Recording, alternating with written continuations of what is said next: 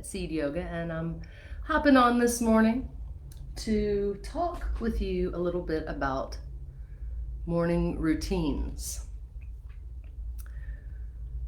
I'm sitting here in my office enjoying the morning sunlight, sitting at my dashboard ready to get started for the day, and I thought I want to share a little bit about what I do each day to get me to this point of alignment and grounded readiness to start my day. Because I'll just be honest with you, every day doesn't feel quite this amazing.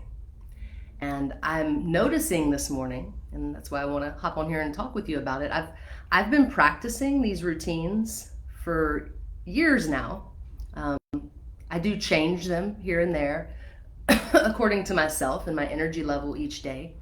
And that's why I want to talk to you about it, because I'm not sitting here trying to convince you to do what I do.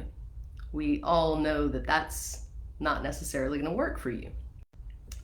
So what I want to talk to you about is how tuning in to yourself, to that internal, like GPS, if you will, that always knows which way to go, even if you get turned around and you need to find your way out. If you can be present and aware in your day, then you can manage whatever comes up. And so, that being said,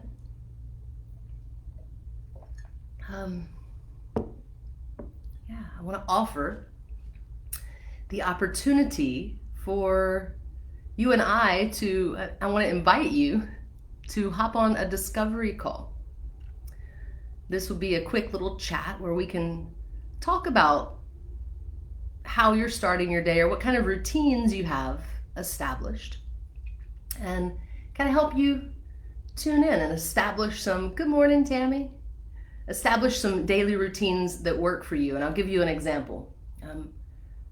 About a year ago, well, let me just give you my example first. For example, in the part of my morning routine that involves moving my body, I have to daily check in. So I choose to do it. What works for me is I like to meditate first, because then I can get really grounded and centered in myself, and I can see, like, not just what my head says needs to happen today, like the to-do list, but also like check in with my heart and ask myself like what it is that I need to not only get started, but to be my best in this day.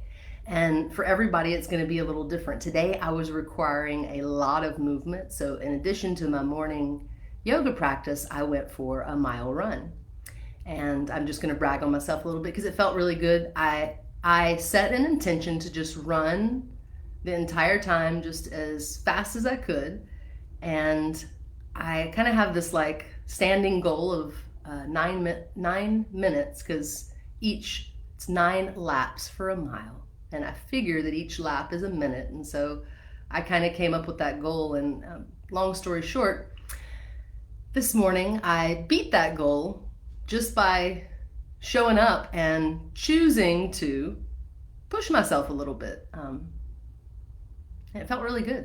It feels really good to set goals and then take action toward them with alignment and focus.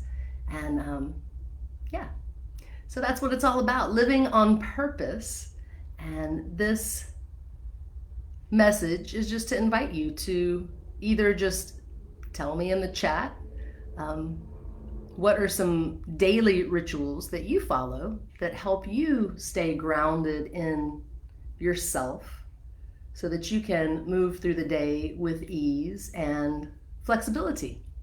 It's really important, because as much as we know what needs to happen and how we would like for it to happen, as you know in life, it usually doesn't go the way that we expected or planned for it to. So it's good to have that, excuse me, that resilience and that groundedness in yourself so that you know the next right thing to do.